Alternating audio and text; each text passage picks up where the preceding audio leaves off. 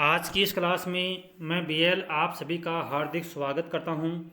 आज की इस क्लास में हम बीए तृतीय वर्ष यानी BA final year political science का जो प्रथम प्रश्न पत्र है प्रमुख पाश्चात्य राजनीतिक विचारक के अंतर्गत है। आज का हमारा विचारक है होब्स। तो होब्स से एक महत्वपूर्ण टॉपिक है और परीक्षा में इससे संबंधित प्रश्न है वो आवश्यक रूप से पूछे जाते हैं। अब देखो प्रश्न है वो परीक्षा में किस तरह से आ सकता है। संप्रभुता के संबंध में होब्स के क्या विचार हैं, वह किस सीमा तक व्यक्तिवाद का समर्थक है, विस्तार से समझाइए। अथवा संप्रभुता पर होब्स के विचारों की विवेचना कीजिए। अथवा क्या होब्स एक व्यक्तिवादी विचारक था, इसको स्पष्ट कीजिए।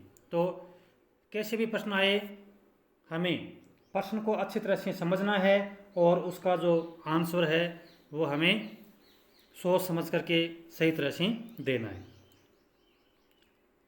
तो चलिए शुरू करते हैं।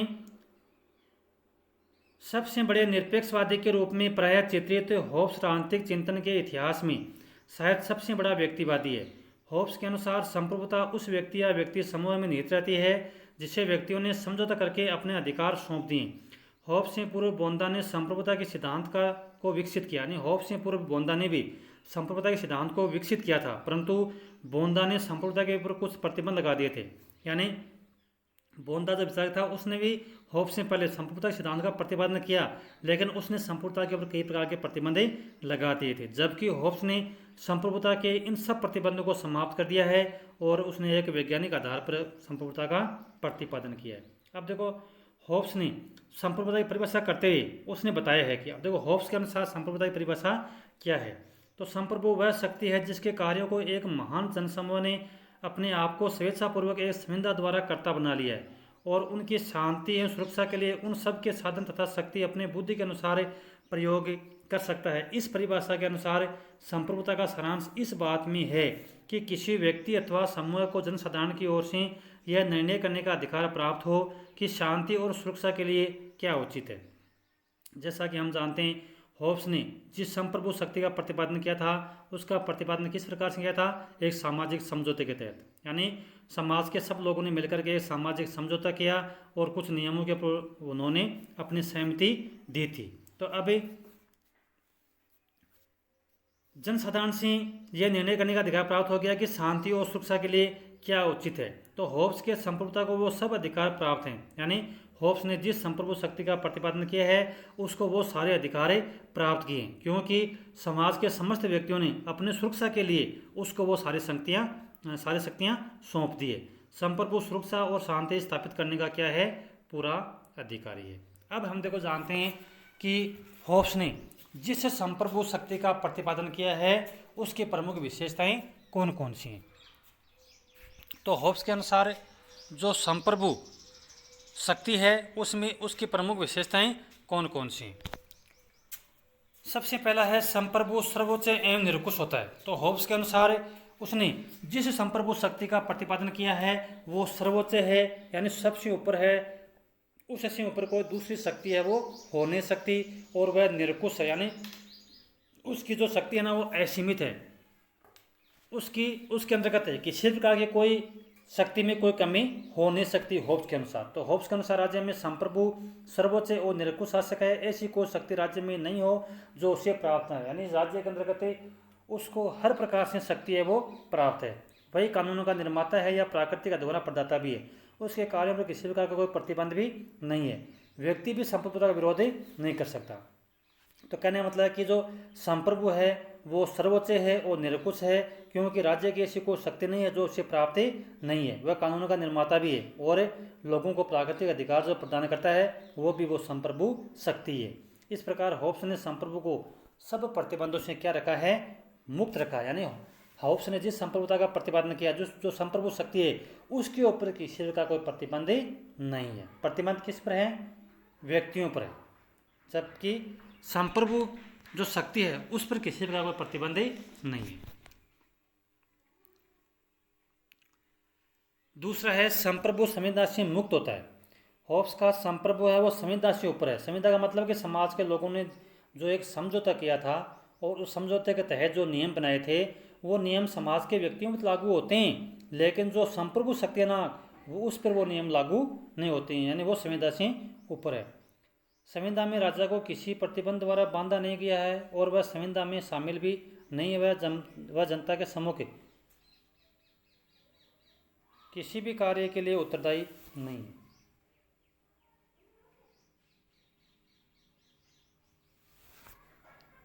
अगला है संप्रभुता अध्यय और अपरिवर्तनीय।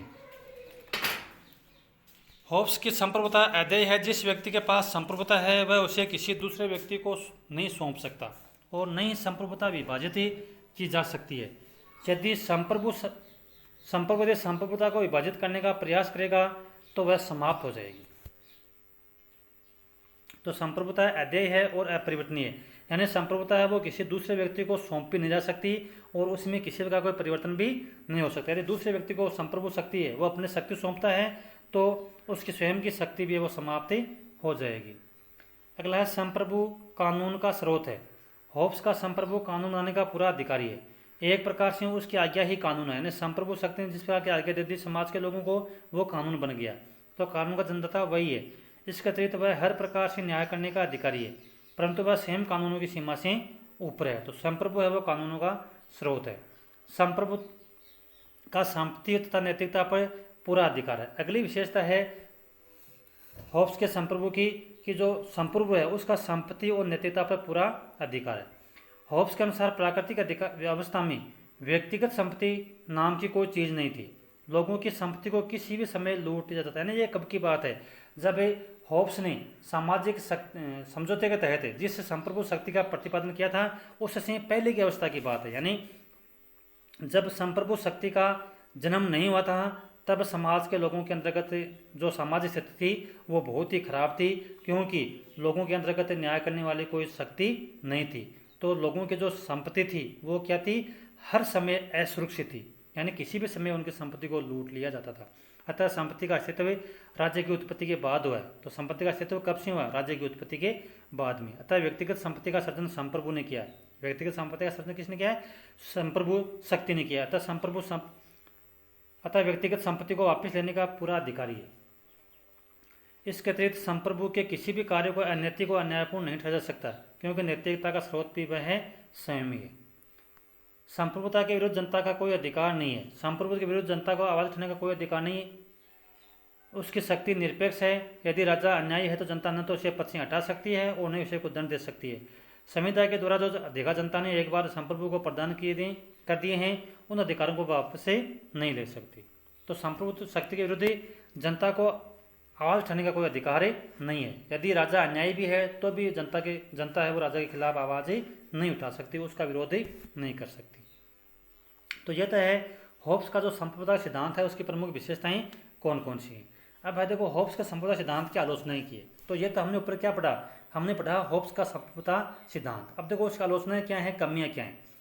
तो होब्स का पहली आलोचना है, होब्स का संप्रभुता सिद्धांत अमान्य और अव्यवहारिक है, क्योंकि होब्स ने संप्रभु एक निरंकुश शासन की स्थापना करी। यानी होब्स का जो संप्रभुता सिद्धांत है वो क्या करेगा, एक निरंकुश शासन करने वाला कि उसने अपने शासक को सारी शक्तियां सौंप दी हैं, और यदि वह अत्याचार भी करेगा तो जनसमूह वो दासता की स्थिति में पहुंच जाएगा। यानी लोगों को कई प्रकार की परेशानी या कष्ट है वो सहन करना पड़ेगा, क्योंकि होब्स ने साफ साफ कहा है कि यदि शासक है या संप्रभु शक्ति है, यदि वो मनमानी करता है, यदि वो अत्याचार करता है तो जनता है उसको उसका विरोध करने का अधिकार नहीं है। तो इस प्रकार से यानी होब्स का जो संप्रभु सिद्धांत है वो अमान्य है और अव्यवहारिक है।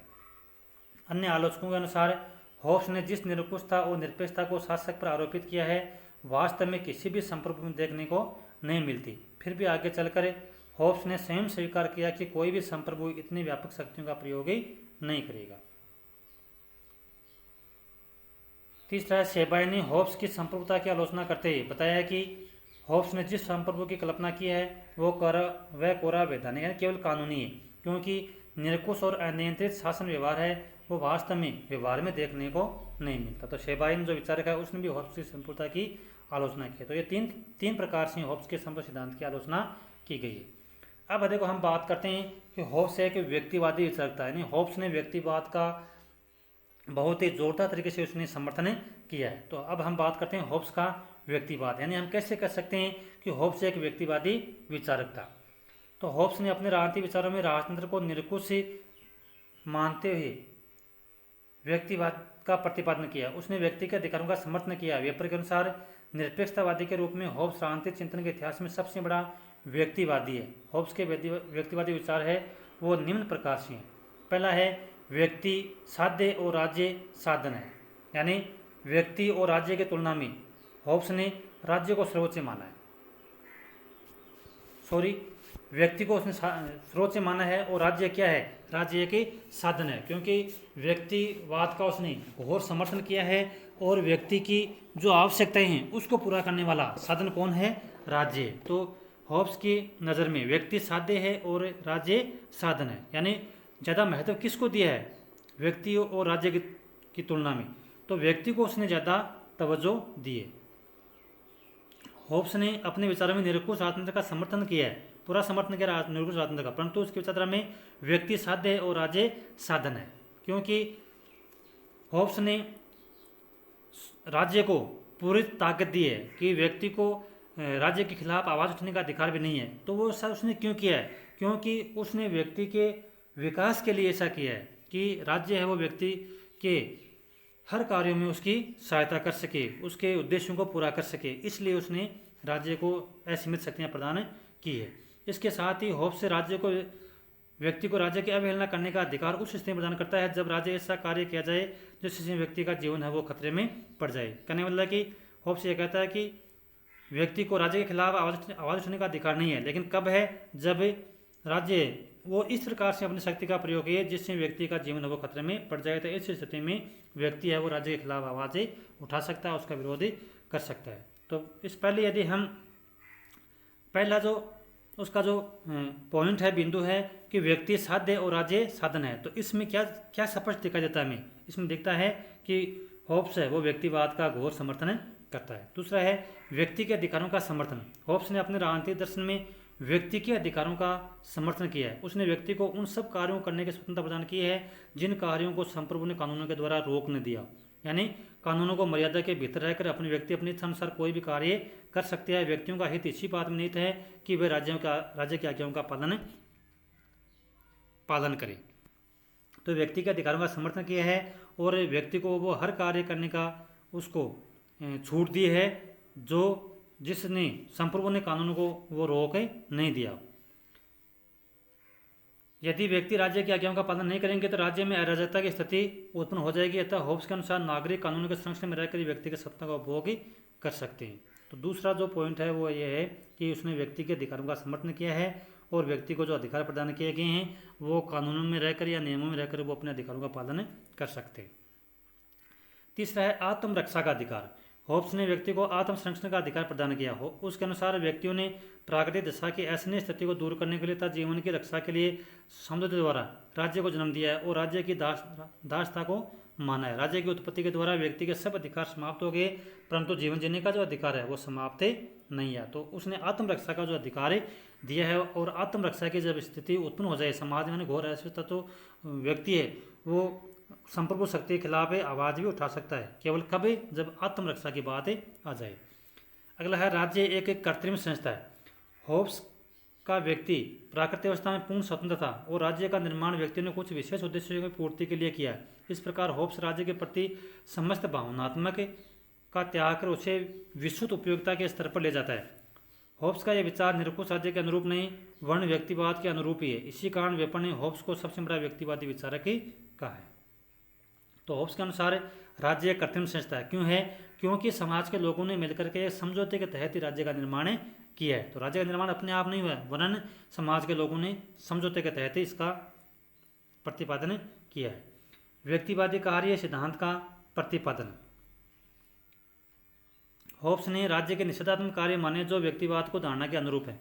होब्स व्यक्ति के जीवन व कार्यों में राज्य के अनावश्यक हस्तक्षेप का विरोधी है। उसके अनुसार कानूनों का उद्देश्य व्यक्ति के समस्त कार्यों में हस्तक्षेप करना नहीं है, अपितु कानूनों का उद्देश्य व्यक्ति के मात्र उन कार्यों को प्रतिबंध लगाना है जो सार्वजनिक शांति व्यवस्था को भंग करने वाले हैं। इस दृष्टि से होब्स ने व्यक्ति को अंतःकरण तथा विश्वास संबंधी स्वतंत्रता को स्वीकार किया। कहने कि जो व्यक्ति के जो कार्य दूसरे के समाज के अंतर्गत अव्यवस्था या अशांति का मार्ग पैदा करते हैं उन कार्यों पर होब्स ने प्रतिबंध लगाए हैं। जिन कार्यों को करने से दूसरे व्यक्ति की स्वतंत्रता में बाधा नहीं पहुंचती है, समाज में व्यवस्था की स्थिति पैदा नहीं होती है, तो वो कार्य व्यक्ति है वो कर सकता है।